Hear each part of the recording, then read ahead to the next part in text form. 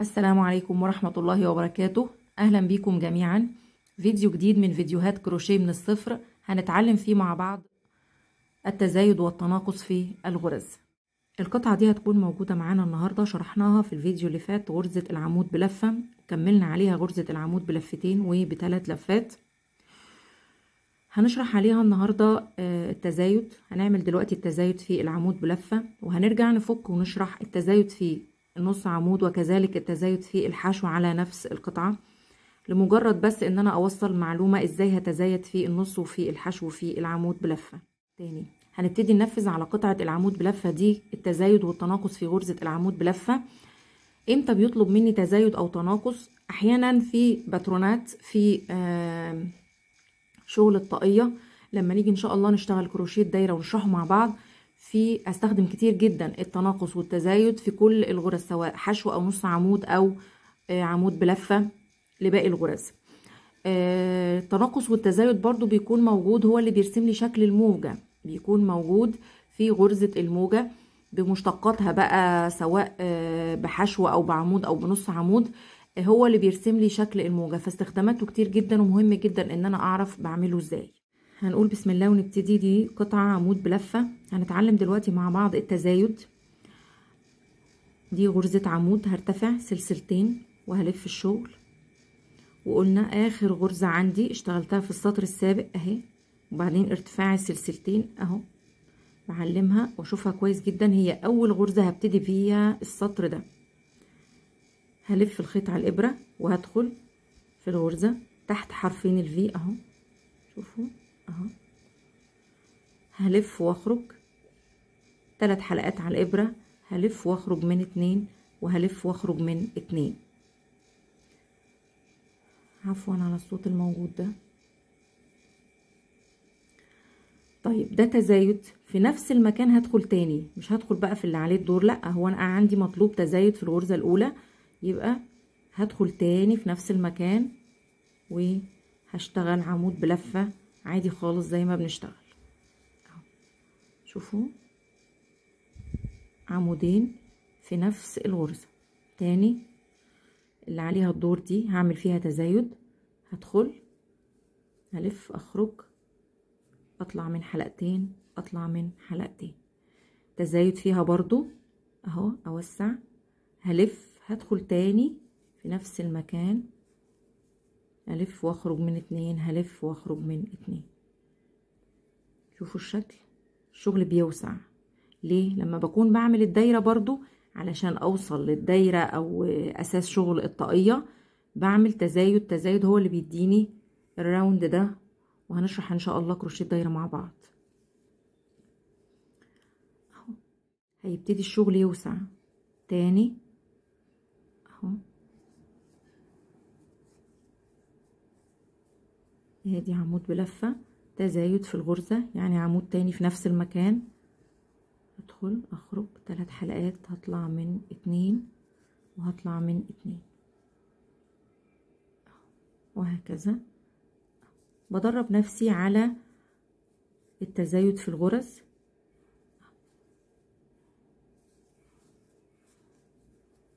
كل غرزة بتبقى 2، يعني انا هنا عندي دول 10 غرز، لما اخلص سطر التزايد ده هيبقوا 20 غرزة. يا رب تكون وصلت فكرة التزايد.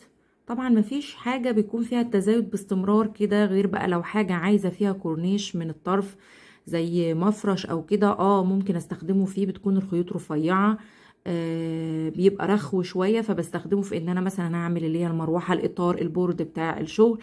لكن دلوقتي احنا بس بنوصل فكرة ايه التزايد في الغرزة بيكون ازاي. دول 10 هيبقوا 20 كمان مرة اهو، ادي عمود تزايد، يبقى عمود تاني في نفس المكان اهو. شوفوا تزايد تزايد تزايد تزايد تزايد. شوفوا بتبتدي تعمل ازاي كأنها مروحة. طيب التناقص، التناقص خليني اعمله كده في التزايد علشان تشوفوا ايه، اوصل بس الفكرة. هرتفع سلسلتين، هتجاهل الجزء ده، اعتبره مش موجود لان انا دلوقتي بتعلم.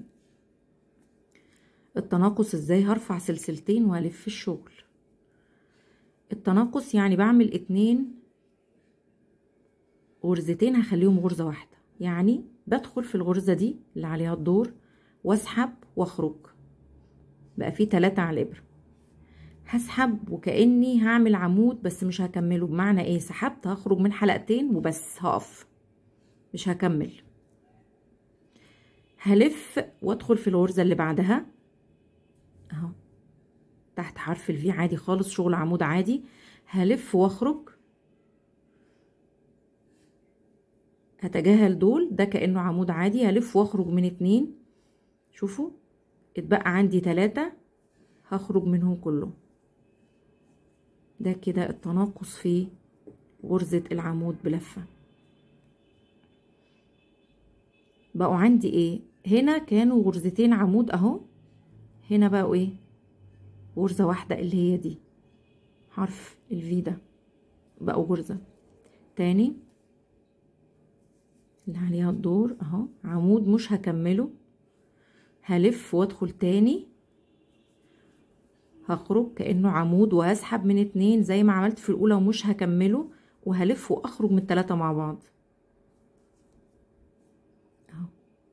تاني هلف وادخل غرزتين دول هعمل فيهم تناقص، ادخل اخرج عمود ومش هكمله، هلف وادخل في التانية واخرج عمود برضو مش هكمله، هخرج من حلقتين بس، يتبقى عندي 3 الف واخرج منهم كلهم. شوفوا دي 1 2 3 4 5 6 6 غرز اهو، 1 2 3 4 5 6 بقوا كام؟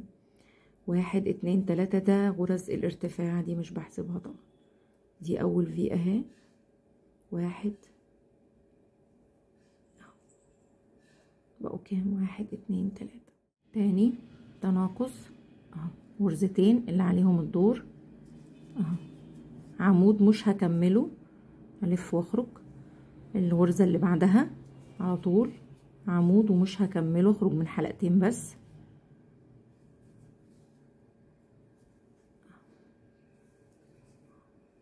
تاني الف باقي ايه؟ غرزتين.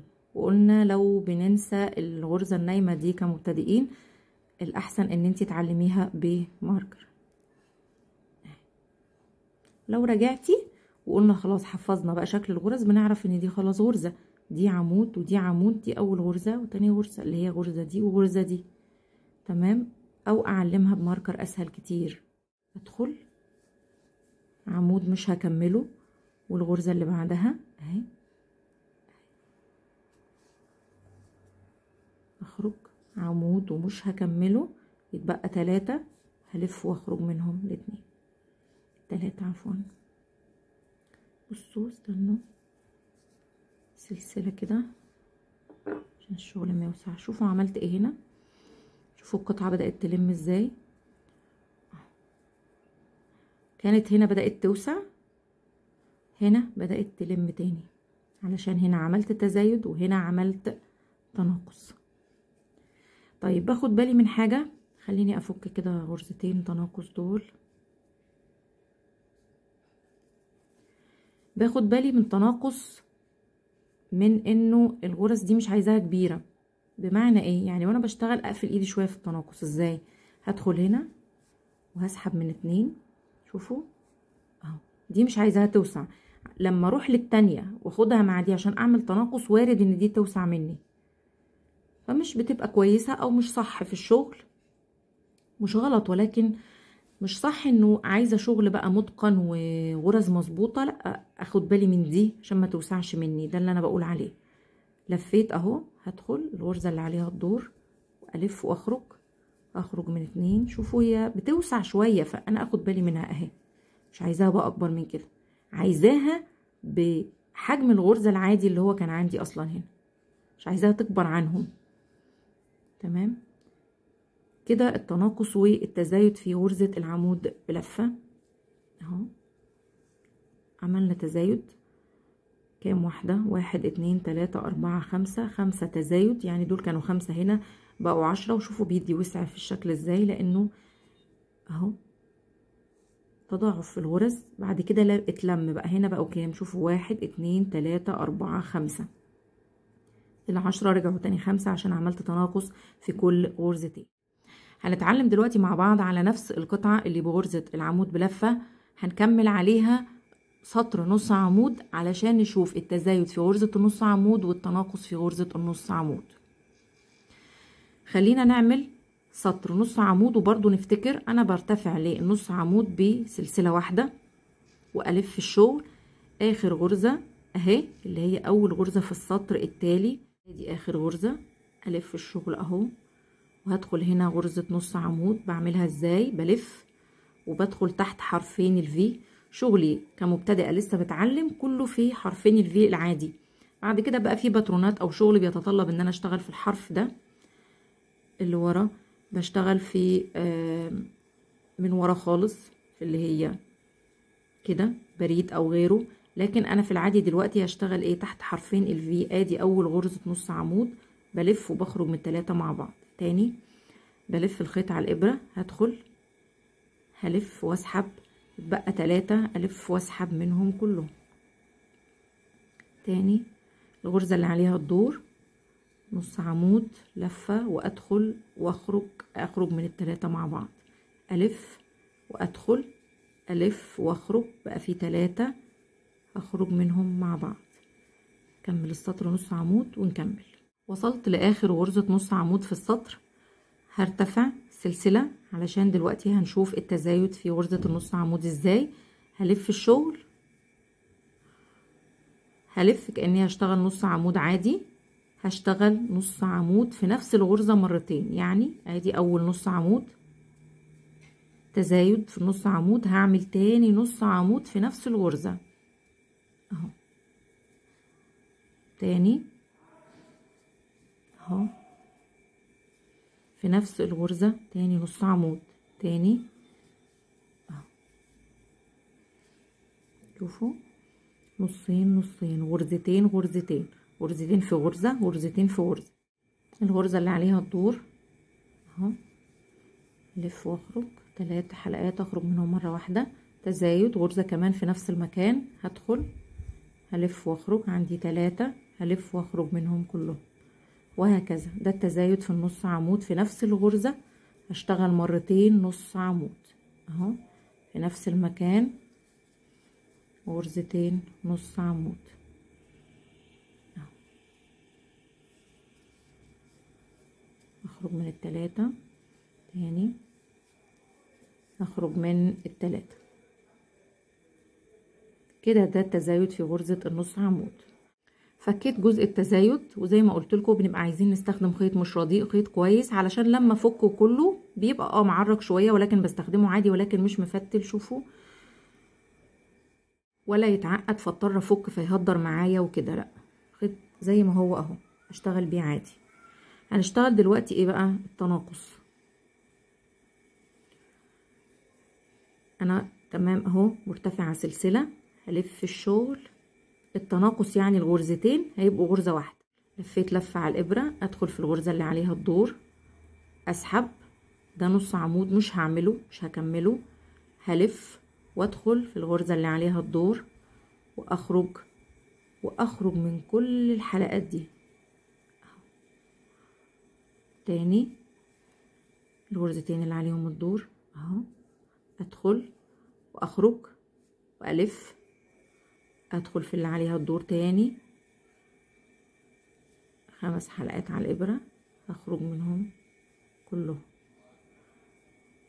تاني 1 اهو، 2 اهو، اخرج من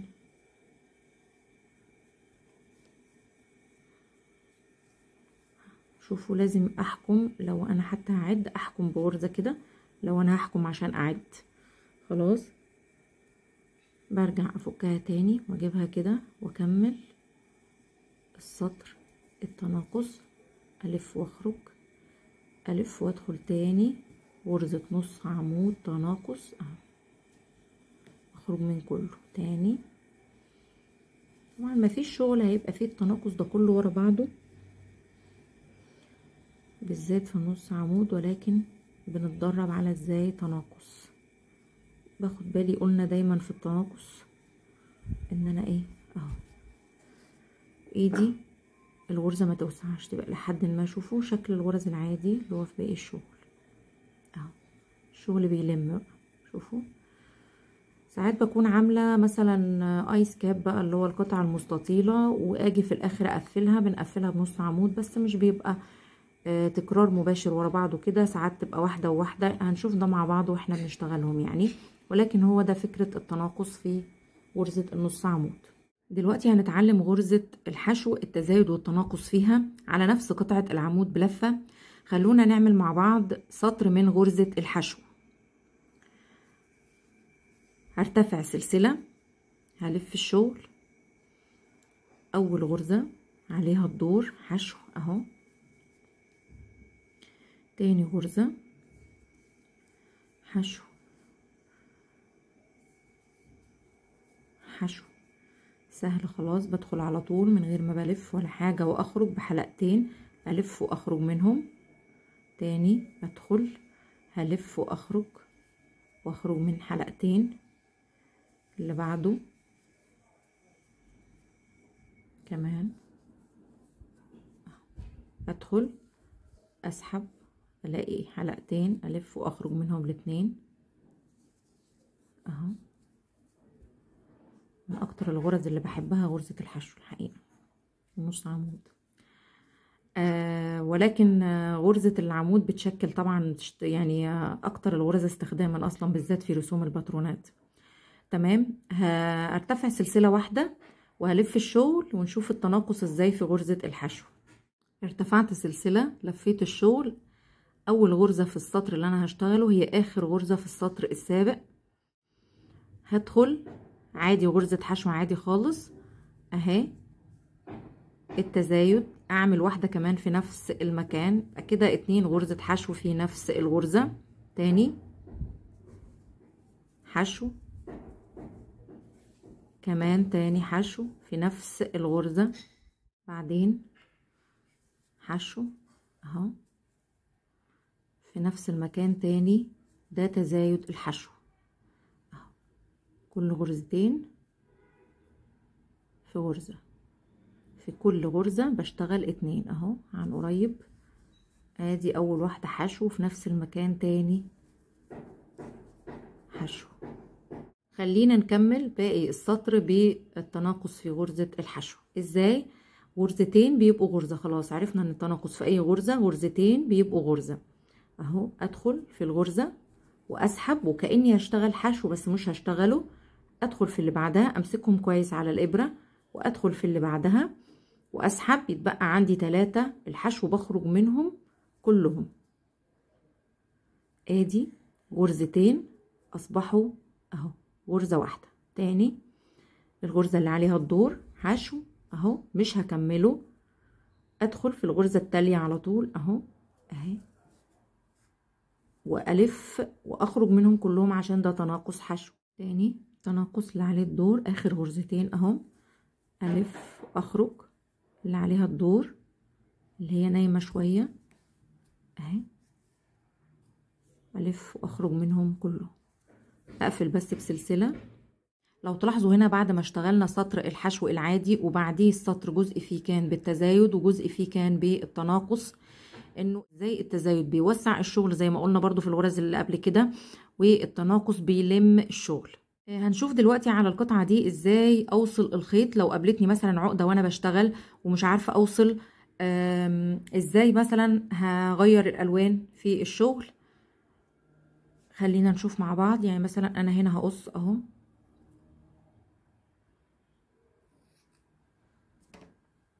يعني مثلا في عقدة خلاص انا شلت مثلا العقدة وانا ارتفعت هنا خلاص، وممكن بالخيط ده مثلا الف واشتغل غرزة حشو مثلا اهي.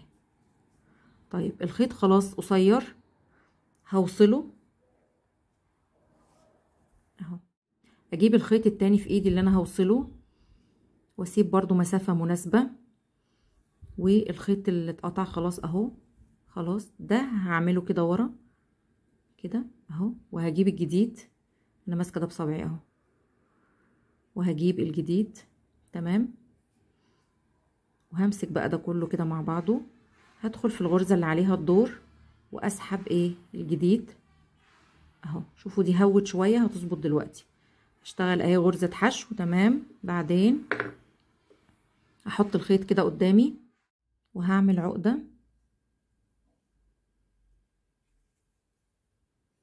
اهو. شوفوا وانا بربط بشويش جدا اهو، لغايه لما ايه اهي. شوفوا الاقي هنا دي مظبوطه، دي كمان مظبوطه، هي دي اللي هي هتبقى في. خلاص كده انا بعمل عقده، وبعمل عقده زياده بصراحه كده اهو. بعدين بقلب، باخد الخيط ده معايا، هيتخن لي شكل الغرزه، هيغيرها، لا هسيبه وهكمل اهو. ادي حشو، وادي كمان حشو، اكمل بقى شغل عادي خالص اهو. حشو. طيب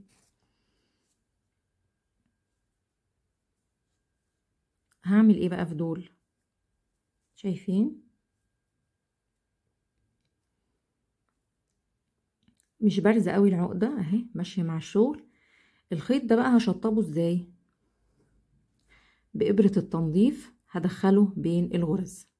إبر التنظيف للي لسه مش عارفها قوي، في إبر دي إبرة تنظيف، وفي كمان بنقول عليها إبرة كانفا، مش بتشك. بصوا دي مش بتشك، دي استخدمها في شغل الكانفا، وكمان في شغل تشطيب شغل الكروشيه. انا بحب دي اللي بتشك. ليه بقى؟ بتسهل لي اكتر الدخول، ما بتبوظليش الخيط وانا بشتغله يفتل مثلا او كده. بصوا يعني انا هلضم دلوقتي، لضمت الابره اهو. تكون ابره يعني ايه فتحتها بتتسع للخيط، يعني ده خيط برضو نوعا ما سميك تمام، تشتغل معايا دي في كل الخيوط من الديفا لكل انواع الخيوط. باجي بقى ايه فين؟ بصوا اهو، بدخل. بصوا لا هي باينه من قدام ولا من ورا اهي. تاني بدخل اهي، شايفين؟ ادخل بقى مثلا، طبعا هتبقى القطعه كلها حشو والقطعه كلها نص، لكن احنا هنا بس عشان قطعه ايه تدريب كده او تعليم، فاشتغلنا الحشو على قطعه العمود. بصوا بدخل كده من غير ما ابوظ شكل ايه العمود. يعني شوفوا الابره هتخرج اهي. شوفوا عشان كده بعوز اللي بتشك دي، علشان مش بتشدلي الخيط، هي بتعدي اخرج مظبوطها كده. شوفوا واتاكد انه من الناحيه التانية الخيط هيبقى مدموج في وسط العمود اهو. هتشوفوا حالا اهو شكل العمود ولا اتغير، وبشد بشويش ولا اتشد ولا اي حاجه اهو، زي اللي جنبه ولا كانه اتشطب فيه خيط خالص. تمام. انا كده مثلا شطبت اول خيط، هقصه. خد بالي وانا بقص، بصوا شويش خالص، مروحش بقى عند الغرز اهو. شيل دي، اظبط كده الشغل تاني، تلاقوا مش باين خالص اهو، ولا باين انه في ابره حاجه متشطبه ولا عقده ولا اي حاجه. هنعمل التانية بنفس الطريقه كده. لو انت بتوصلي خيط او قابلتك عقده على نفس القطعه اللي اشتغلناها في الفيديو اللي فات وتعلمنا عليها غرزه العمود بلفه، اشتغلنا غرزه النص عمود والتزايد فيها والتناقص، وكمان غرزه العمود بلفه التزايد والتناقص، وكذلك التزايد والتناقص في غرزه الحشو. لو وصلتوا للجزء ده في الفيديو فشكرا جزيلا على المتابعه، اتمنى تكونوا استفدتوا، اتمنى يكون الشرح واضح لحضراتكم، والسلام عليكم ورحمه الله وبركاته.